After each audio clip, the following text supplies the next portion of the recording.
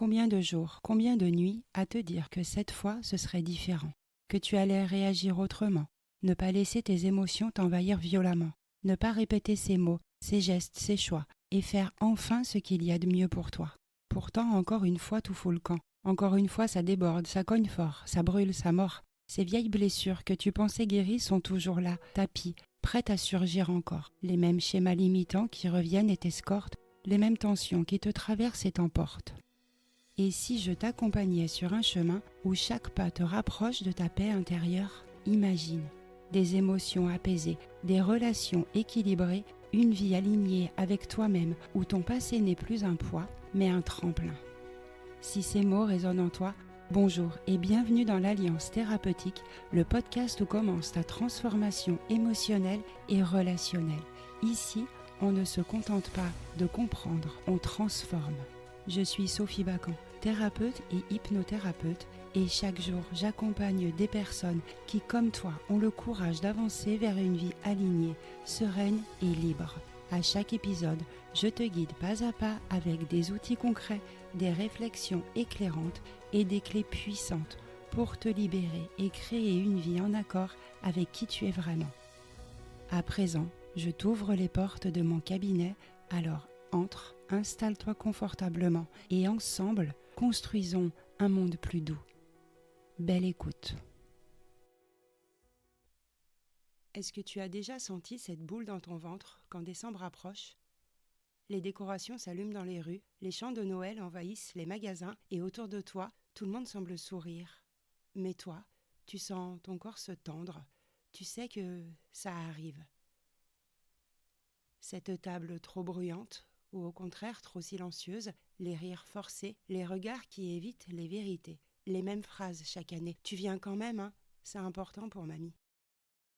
Et il y a cette chaise vide parfois, celle d'une personne décédée, quelqu'un d'absent, d'un ex, d'un enfant qui n'est plus là. Cette chaise vide prend plus de place que tout le reste dans la pièce. Peut-être que tu souris, peut-être que tu choisis tes vêtements avec soin, que tu te maquilles pour ne pas montrer les fissures, mais à l'intérieur, tu comptes les heures, tu voudrais être ailleurs. Alors oui, pour beaucoup de gens, Noël est une fête magique, mais pour d'autres, Noël fait mal, parce qu'il réveille les fantômes, les rancunes, les deuils, les absences, parce qu'il ramène les loyautés invisibles, les blessures de l'enfance, les rôles qu'on a appris trop tôt à tenir. Dans cet épisode, on va explorer pourquoi Noël peut être si douloureux, quels mécanismes se rejouent à ton insu et comment tu peux tracer un chemin plus doux à travers cette période. Et je ne vais pas seulement t'en parler, je vais aussi t'accompagner avec une ressource guidée, un moment d'ancrage et de recentrage. Tu pourras l'utiliser dans les jours qui précèdent ou juste avant de recevoir ou de te rendre dans ta famille, comme une respiration, comme un abri intérieur pour t'y préparer différemment. Parce que survivre à Noël, ce n'est pas faire semblant d'être heureux ou heureuse, c'est apprendre à se protéger, à se choisir un peu plus, même au milieu des guirlandes. Ce que tu ressens n'est pas un caprice, ce n'est pas un manque de gratitude, ce n'est pas un cœur trop fragile. Ce que tu ressens, c'est le souvenir, parfois très ancien, de moments où tu n'as pas été en sécurité. Noël a cette capacité étrange. Il ne regarde pas ce que tu vis aujourd'hui, il fouille en tes entrailles, il fait remonter ce que tu croyais avoir rangé et surtout, il le fait sans prévenir. Alors dans cette première partie, je voudrais t'aider à comprendre ce qui se joue en profondeur. Pourquoi ça fait mal, pourquoi tu te sens comme ça et surtout, pourquoi ce n'est pas de ta faute. Il faut commencer par le dire clairement, Noël n'est pas un événement neutre, ce n'est pas juste une date, ce n'est pas qu'un sapin, un repas ou des cadeaux, c'est un rituel collectif chargé d'attentes, de symboles, de souvenirs. Et quand ces symboles entrent en résonance avec des blessures anciennes, c'est tout un monde intérieur qui s'agite. Noël, c'est l'enfance, c'est l'amour qu'on a reçu ou pas, c'est l'image d'une famille unie ou éclatée. C'est le manque, l'abus, l'injustice même parfois, gravée dans des souvenirs de papier doré. Ferme les yeux un instant. Souviens-toi de tes Noëls d'enfant. Est-ce qu'il y avait de la joie, du silence, de la peur ? Est-ce que tu te sentais aimé, invisible, responsable de la bonne ambiance ? Ces souvenirs ne sont pas anodins, ils forment une empreinte. Et cette empreinte, ton corps la connaît, par cœur. Si tu as suivi les autres épisodes de ce podcast, tu sais que le cerveau ne fait pas vraiment la différence entre le présent et le passé émotionnel. Quand une situation ressemble à un souvenir douloureux, il réagit comme si c'était en train de se reproduire. C'est pour ça que tu te tends, que tu te crispes et que tu veux fuir. Tu n'es pas quelqu'un de négatif ou de négative, tu es juste en état d'alerte. Noël peut devenir une zone de danger intérieur, même si à l'extérieur, tout semble festif. Tu es là, tu parles, tu souris, mais à l'intérieur, ton système nerveux se met en mode survie. Et puis, il y a les rôles familiaux, ces étiquettes qu'on t'a collées très tôt et qui reviennent chaque année comme une pièce de théâtre figée. Tu redeviens la gentille, celui qui ne fait pas de vagues, celui qui amuse la galerie, celle qui se tait, ou encore celle qui gère pour que tout tienne debout. Mais tu redeviens l'enfant, même si tu as 30, 40 ou 50 ans, et c'est là que la souffrance réapparaît. Pas parce que tu es faible, mais parce que tu es ramené à un temps où tu ne pouvais pas choisir, un temps où ton besoin d'amour passait avant ton besoin de vérité. Et puis il y a la douleur de ces absences qu'on ne peut pas nommer, un rire qui n'existe plus, un visage qu'on cherche en vain dans la pièce, un lien brisé qui laisse une brûlure sourde, et même quand la table est pleine, toi tu le sens, le creux, comme un espace qui s'élargit à l'intérieur. Et ceux qui sont présents, mais qui ne te voient pas vraiment, tu es là et en même temps tu te sens transparent, étranger, en trop, et ça fait mal, parce que Noël est censé être un moment d'appartenance, et que toi, tu ressens l'inverse. Enfin, il y a les injonctions sociales, les vitrines pleines de bonheur, les pubs où tout le monde s'aime, les photos parfaites sur Instagram et les films de Noël où même les conflits trouvent une solution avant minuit. Tout ça te renvoie de façon violente à ton propre décalage. Et ce décalage, il n'est pas anodin. Il vient te dire « Je ne vis pas ce que je suis censé vivre, il y a quelque chose de brisé en moi. » Mais non. Rien n'est brisé en toi, il y a juste une histoire, ton histoire. Et cette histoire a besoin d'être entendue, reconnue, protégée. Et c'est peut-être ça, la première réparation. Oser reconnaître que si Noël fait mal, ce n'est pas parce que tu es abîmé, c'est parce que tu portes en toi une mémoire et que cette mémoire mérite d'être respectée.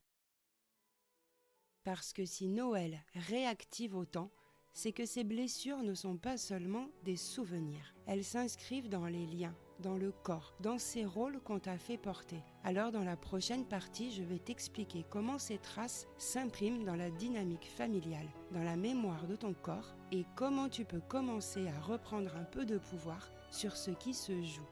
On parlera de loyautés invisibles, de place dans la fratrie, de rôle relationnel et de tout ce qu'on t'a appris à être pour garder l'amour. Et je vais t'aider à faire le tri entre ce qui t'appartient et ce que tu peux enfin commencer à déposer.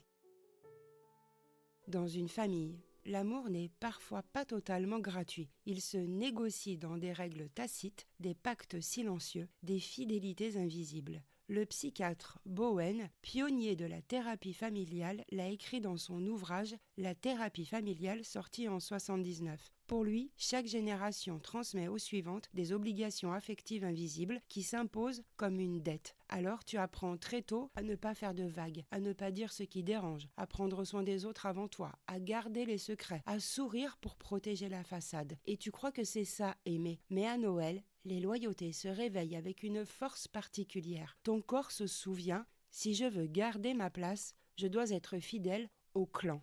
Alors tu souris quand tu voudrais crier, tu aides quand tu voudrais t'effondrer, tu protèges les autres même quand toi, tu n'es plus protégé.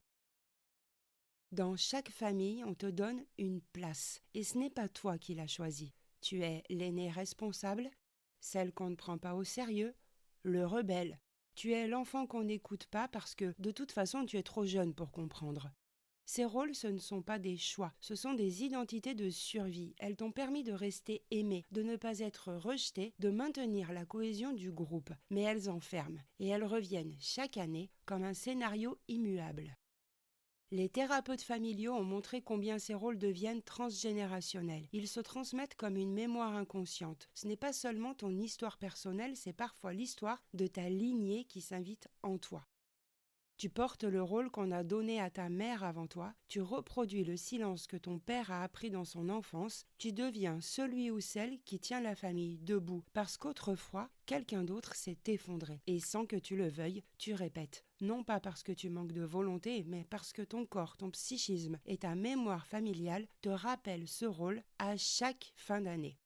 C'est ça la puissance du transgénérationnel. Tu crois que tu agis librement, mais au fond, tu rejoues un scénario ancien. Et à Noël, ce scénario reprend toute sa force. Il suffit d'une phrase, d'un ton de voix, d'un silence, et ton corps se remet dans son rôle. Pas parce que tu y crois encore, mais parce que c'est ce qu'on attend de toi. Parce que c'est la règle implicite du clan. Alors parfois tu n'as plus envie de jouer, tu n'as plus envie de rire aux blagues sexistes du vieux cousin, tu n'as plus envie de sourire à celui qui t'a blessé, tu n'as plus envie de faire semblant, mais si tu poses une limite, tu sais que tu prends un risque, celui d'être jugé, mis à l'écart, rejeté. Le psychiatre John Bowlby, dans son ouvrage Attachement et perte, a montré combien l'enfant est prêt à se trahir pour garder un lien, parce que perdre le lien pour un enfant, c'est perdre la vie. Et à Noël, ce conflit d'appartenance se rejoue. Tu es pris ou prise entre deux besoins vitaux, ton besoin d'appartenance et ton besoin de vérité. Alors des fois, tu dis oui en pensant non. Tu souris alors que tu boues à l'intérieur, tu t'épuises pour ne pas blesser et tu sors de là, vidé, avec la sensation de t'être encore une fois renié ou abandonné. Et si un jour tu oses dire non, la culpabilité ressurgit aussitôt. Tu pourrais faire un effort quand même, c'est Noël, tu exagères, mais tu crois que tu vaux mieux que nous ? La culpabilité, c'est le ciment du système. Elle maintient chacun à sa place, elle t'empêche de bouger. Et Bowlby l'a montré encore une fois. L'enfant fera tout pour préserver le lien. Et même adulte, ce mécanisme continue. Tu cèdes, tu doutes, tu t'en veux.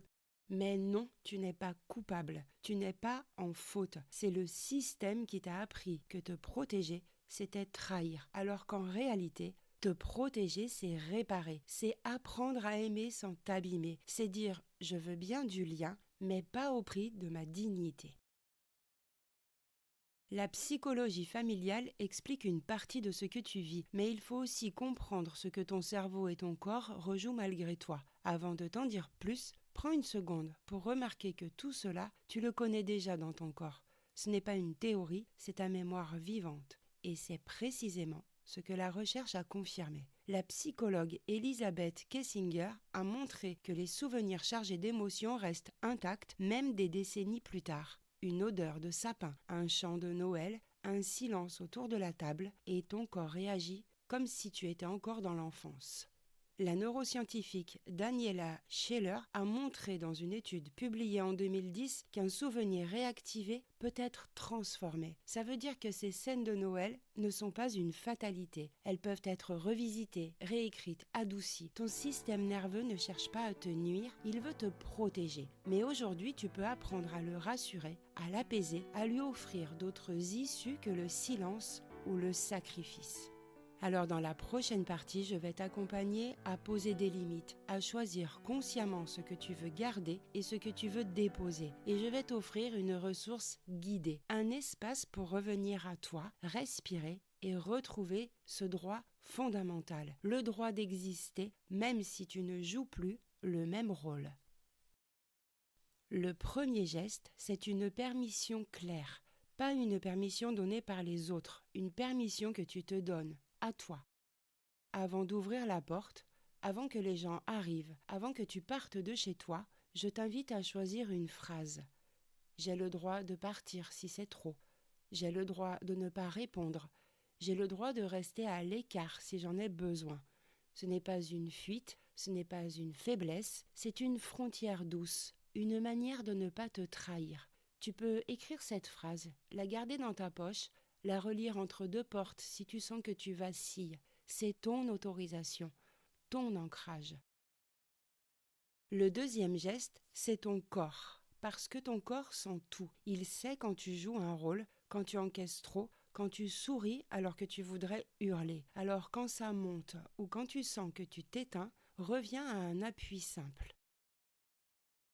Ton souffle qui s'élargit comme une vague, tes pieds qui s'ancrent au sol comme des racines, ta main posée sur ta cuisse pour sentir que tu existes encore, ou un petit objet discret dans ta poche que tu peux toucher pour revenir à toi. C'est une présence, une manière de dire à ton corps « Je suis là, tu n'es pas seul ». Le troisième geste, c'est l'après, un moment qu'on oublie souvent. Le moment où tu rentres, le moment où tout le monde est parti, où tu retires tes vêtements, où le silence retombe. C'est souvent là que tout revient. Les phrases, les regards, la fatigue, ce que tu avais tenu à distance qui s'effondre d'un coup. Alors, prévois un soin pour toi. C'est pas un luxe, c'est une nécessité. Un bain, une lumière douce, un plaid, une marche lente, un temps de respiration. Un espace où tu n'as rien à prouver, où tu peux déposer le masque, où tu peux redescendre dans ton rythme. Tu n'as pas besoin de réussir Noël, tu n'as pas besoin de tout donner, tu as juste besoin de traverser sans être perdu, et ça, c'est déjà immense. Poser une permission, revenir à ton corps, t'accorder un moment après, ce sont déjà des ressources précieuses, mais parfois tu sens que ça ne suffit pas, parce que les mécanismes sont plus profonds, parce que ton corps anticipe bien avant le fameux repas. C'est pour ça que je veux t'accompagner encore autrement aujourd'hui, te donner non seulement des clés à utiliser sur le moment, mais aussi un espace pour te préparer en amont, un refuge intérieur que tu pourras retrouver quand tu en auras besoin. Pour te préparer à traverser Noël sans te trahir, je te propose une visualisation guidée. Je l'ai appelée « Revenir à toi » parce qu'elle va t'aider à retrouver ton centre, à poser une sécurité en toi et à préparer ton corps et ton cœur à rester fidèles à toi le jour J. Tu peux refaire cet exercice plusieurs fois dans les jours qui précèdent ou juste avant de rejoindre ta famille. Et chaque fois, tu verras que quelque chose en toi sera plus calme, plus solide, plus clair. Tu ne peux pas changer ta famille, mais tu peux changer la place que tu y occupes. Et surtout, tu peux décider de ne plus te faire violence pour préserver le lien. Alors maintenant, je t'invite à prendre ce temps pour toi. Ce moment n'appartient qu'à toi. C'est ton espace, ton refuge, ta lumière intérieure. Installe-toi confortablement, là où ton corps peut s'appuyer. Tu peux être en position allongée ou assise. Peu importe, choisis la position qui t'apporte de la sécurité. Ferme doucement les yeux si tu veux ou laisse-les mi-clos. Il n'y a rien à faire. Juste être avec toi. Prends une première respiration. Lente, profonde, comme un soupir, comme si tu ouvrais une porte vers toi. Inspire par le nez et souffle par la bouche. Laisse partir ce qui pèse avec ce souffle. Encore une fois. Inspire profondément et souffle longuement, comme si tu desserrais un nœud à l'intérieur. Maintenant, imagine un lieu calme, un lieu qui te ressemble, un espace qui ne demande rien. Peut-être une lueur de bougie, un feu qui crépite, une étoile qui veille, un cocon où tu peux enfin être là, sans rôle, sans masque, sans performance. Dans ce lieu, une partie de toi apparaît. Une version plus jeune de toi, celle qui a traversé tous ces Noëls d'avant. Celle qui a appris à se taire, à faire plaisir, à ne pas déranger. Regarde-la, tends-lui la main et dis-lui, tu n'es pas seul, tu n'as plus besoin de porter tout ça. Je suis là maintenant. Tu peux installer cette version de toi dans un fauteuil. L'entourer d'une couverture douce. La laisser se reposer, enfin. Et lui dire, je vais y aller à ta place cette fois-ci et je vais m'honorer. Respire à nouveau profondément et sens que tu récupères ton espace, ton pouvoir, ta présence. Imagine-toi maintenant dans ton corps d'aujourd'hui, plus droit ou droite, plus enraciné, plus stable à l'intérieur.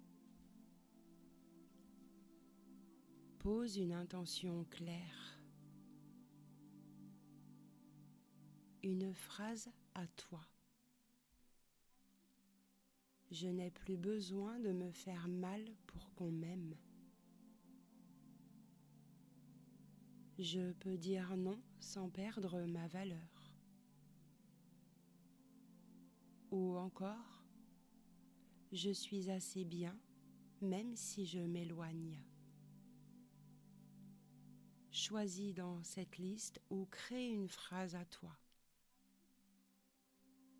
Répète-la doucement et laisse-la descendre dans ton ventre, dans ton souffle, dans chaque cellule de ton corps. Puis imagine la scène à venir, le repas, le salon, le sapin,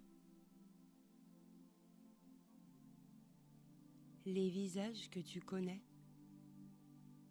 mais cette fois, tu n'y vas pas comme avant. Tu y vas avec toi, avec ta lumière, avec ta vérité. Et si c'est trop, tu pourras revenir ici, dans ton lieu intérieur, dans ton souffle, dans ta phrase. Tu as en toi un refuge. Tu as en toi une lumière. Et aucune table de Noël, aucun regard, aucune remarque ne pourront jamais l'éteindre.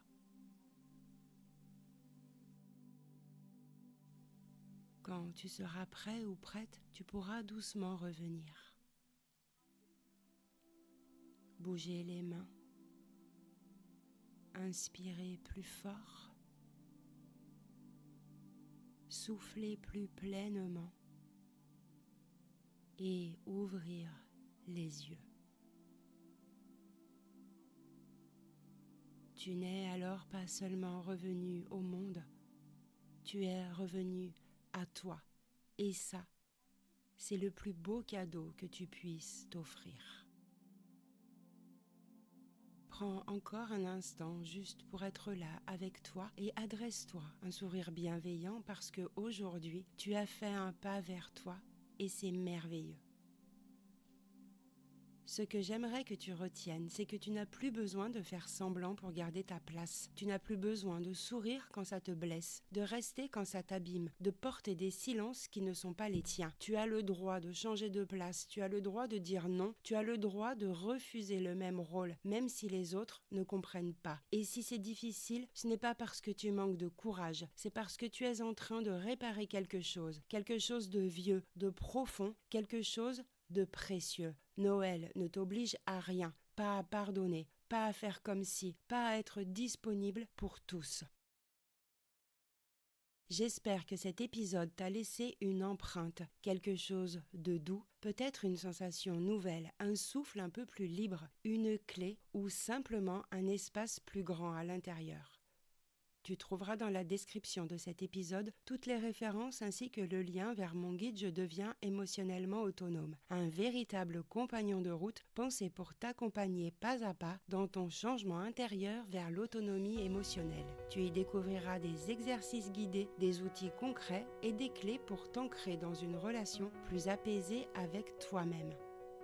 Et si tu veux aller plus loin, tu peux retrouver toutes mes ressources et accompagnements sur mon site sophiebacanthérapeute.com et me suivre sur les réseaux à l'Alliance Thérapeutique. Si tu veux soutenir ce podcast, je t'invite à laisser une note 5 étoiles sur ta plateforme d'écoute. C'est un petit geste pour toi, mais qui a beaucoup de sens pour moi parce que ensemble on va plus loin et chaque élan de soutien permet de faire rayonner ces messages plus largement. Et c'est important car n'oublions pas que travailler sur soi, c'est un acte de responsabilité, de transmission, de transformation. Changer sa vie ne commence pas toujours par un grand bouleversement. Parfois, c'est une décision intime, une parole qu'on ose, un silence qu'on écoute, une fidélité qu'on choisit d'interrompre pour mieux se retrouver. Et c'est dans des choix discrets que l'on sème autre chose, pour soi et pour ceux qui viendront après. C'est élever une nouvelle génération avec des repères plus clairs, des mots plus justes, des émotions moins interdites, des relations plus vraies, un monde